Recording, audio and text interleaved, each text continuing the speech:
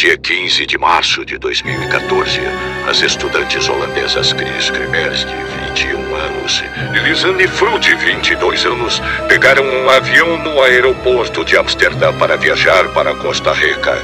De lá, elas viajaram para o Panamá. Os planos eram para ficar 6 semanas de férias, 4 das quais seriam passadas morando com uma família panamenha, enquanto trabalhavam como voluntárias na cidade da família, ensinando crianças locais na escola e aprendendo espanhol.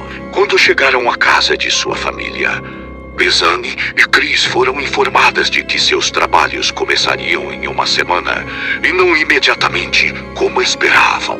Então elas decidiram aproveitar o tempo para explorar a área ao redor da cidade, enquanto esperavam o início do trabalho. No dia 1º de abril de 2014, elas deixaram a cidade no meio da manhã para fazer a trilha. Elas planejavam caminhar até um cume a cerca de 8 quilômetros da cidade. As 2 jovens mulheres chamaram um táxi e foram até o início da trilha. De acordo com o motorista, era no meio da tarde, mas as evidências da câmera delas indicavam que era por volta das 11 horas. Elas saíram para a caminhada com roupas leves, camiseta e short, junto com uma mochila leve contendo passaportes, uma garrafa de água, uma câmera digital de dinheiro e seus celulares, e também levaram consigo o cachorro da família. Chris e Lisanne chegaram no topo do cume por volta das 13 horas e por algum motivo elas decidiram continuar a trilha e ir mais além. Elas não foram preparadas para um longo período na floresta, sem comida e sem equipamentos de sobrevivência. Mais tarde naquela noite, em 1º de abril, os donos do cachorro ficaram preocupados quando viram que o cachorro voltou, mas as 2 jovens não. Sendo assim, as 2 foram dadas como desaparecidas 2 dias depois, em 3 de abril. Depois que a família com quem estavam hospedadas ficaram muito preocupada com o sumiço delas. Depois que elas foram declaradas desaparecidas, as autoridades colocaram equipes com cães farejadores e helicópteros, mas as buscas iniciais não tiveram sucesso. Em 6 de abril, os pais de Chris e Lisanne, juntamente com detetives holandeses, voaram para o Panamá e iniciaram uma busca maior com equipes especializadas de busca e resgate, e continuaram por mais 10 dias. Mas não havia sinais das mulheres ou de seus pertences.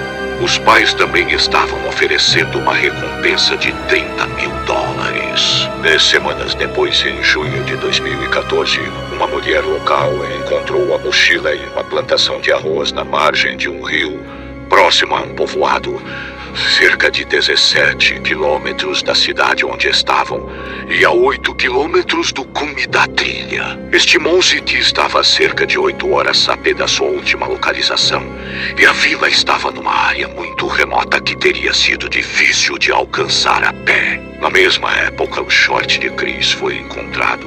Estava fechado e dobrado, colocados em uma pedra em um riacho. Também foi encontrada a mochila de Chris perto da vila em junho de 2014. A mochila estava seca e sem danos e a bolsa parecia em boas condições, apesar de estar semanas na selva. Uma evidência importante foi a descoberta na câmera de Lisanne. Mais de 100 imagens no cartão de memória digital, além dos passaportes, telefones celulares, óculos de sol e dinheiro e seus sutiãs, quando o conteúdo da mochila foi revistado. Foram encontradas 133 fotos consecutivas, faltando apenas uma imagem, a misteriosa foto 509. A câmera não tinha opção de localização por GPS, então os investigadores só poderiam estabelecer ou adivinhar a localização das fotos com base nas imagens que eram visíveis nelas. As primeiras fotos tiradas em 1º de abril foram fotos turísticas padrão, com as 2 mulheres sorrindo em um dia ensolarado, com algumas selfies tiradas em um mirante. A maioria das fotos foram tiradas por Lisanne, com Chris andando à frente dela na trilha. Um detalhe chamou a atenção dos investigadores. A imagem 508 foi a última foto tirada por Lisanne e Chris. Mas existem 2 versões da foto número 508. Uma amostra em seus metadados que foi tirada 8 segundos após a foto número 507, mas outra versão da mesma foto afirma que a última foto de Chris olhando para trás foi tirada 50 segundos antes da foto anterior dela, passando pelo riacho. Não foram feitas mais fotos de urnas em 1º de abril após a imagem 508, então talvez elas tenham tentado retornar à grave cidade, mas neste momento foram interceptadas. Especialistas holandeses tentaram recuperar a foto perdida, o que normalmente não é um desafio quando uma imagem é excluída manualmente, porque excluir não significa que todo o arquivo foi realmente apagado. No entanto, os especialistas não conseguiram recuperar a foto perdida e seria impossível para a câmera pular um número acidentalmente ao tirar fotos. Será que alguém conectou a câmera a um computador e apagou a foto para torná-la irrecuperável? Talvez as próprias meninas tenham excluído manualmente essa foto específica e as fotos subsequentes tenham substituído um arquivo excluído permanentemente.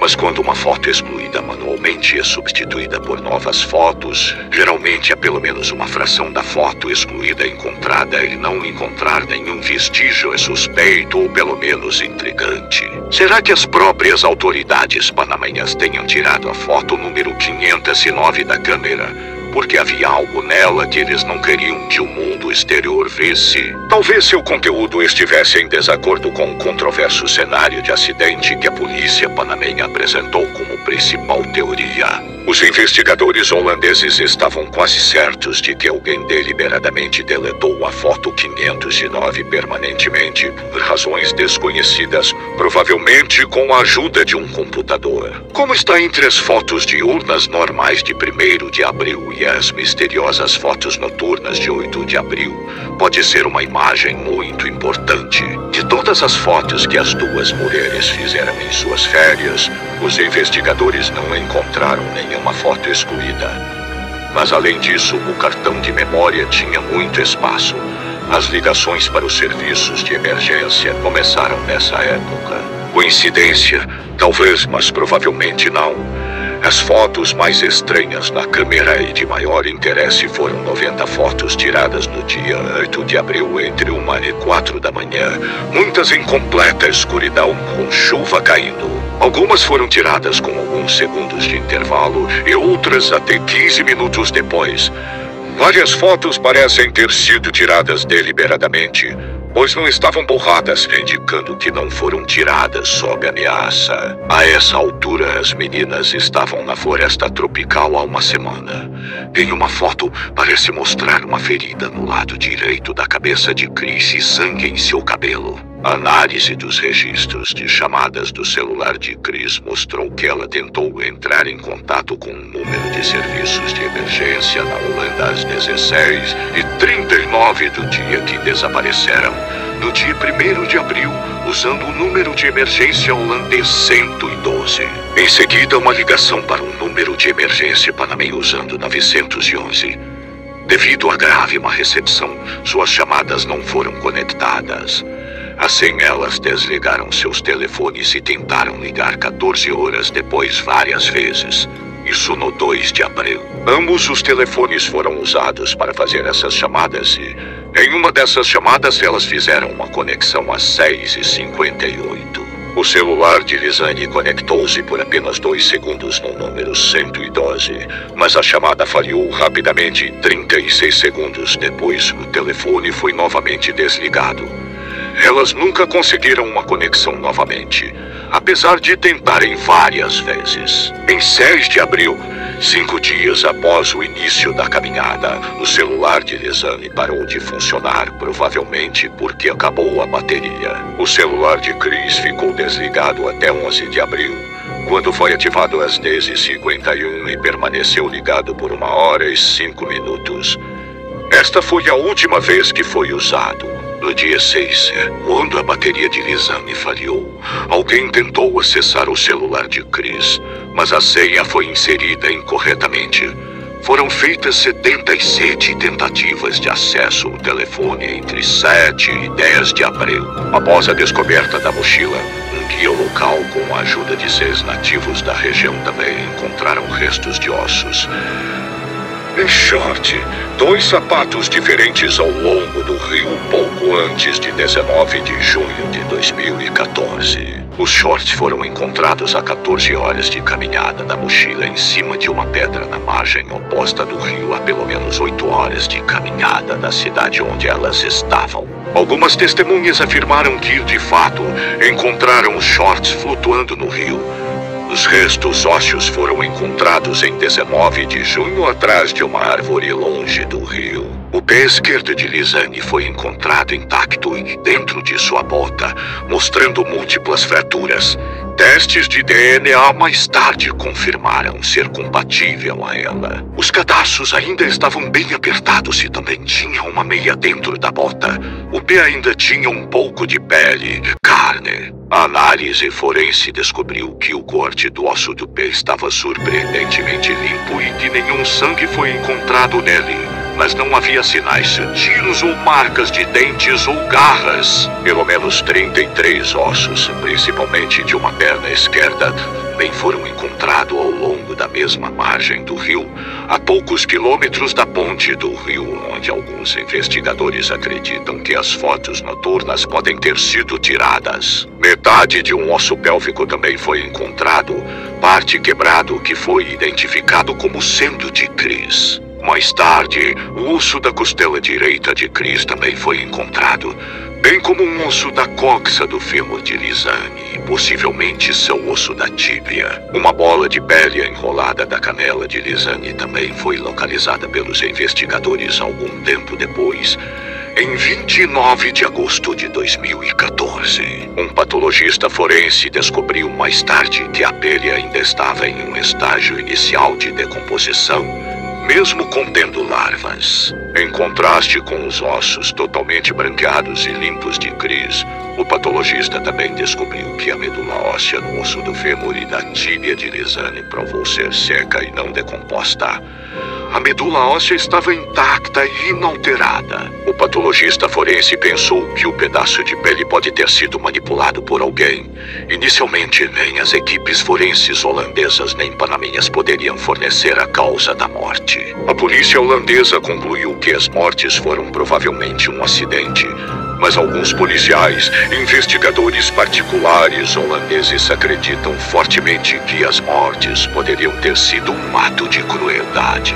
O caso foi inicialmente declarado como homicídio e um crime contra a integridade pessoal pelo Procurador-Geral do Panamá. Mas mais tarde, em outubro de 2014, o Estado panamenho descreveu as mortes como um caso de rapto. Como as equipes forenses panamenhas não chegaram a uma conclusão definitiva e oficial, o caso foi encerrado e considerado um acidente. Segundo as autoridades, foi um simples caso de se perder, alegando que Chris caiu primeiro, se machucou, Lizane cuidou dela até a morte e continuou até que ela quebrou o tornozelo e o pé, caiu no rio e morreu de exaustão e fome dentro da floresta. Sendo assim, parece que ambas as mulheres morreram por causa das condições difíceis e perigosas da selva panamenha. Mas é estranho que uma de suas malas tenha sido encontrada longe do rio sem danos causados pela água. Mas se mais alguém estava envolvido, por que os objetos de valor não foram roubados? Este foi um caso triste, marcando com terror dos últimos dias de Lizane e Chris em sua aventura panamenha. Se você gostou desse vídeo, deixe seu like, se inscreva no canal e fique à vontade nos comentários. Obrigado e até o próximo vídeo.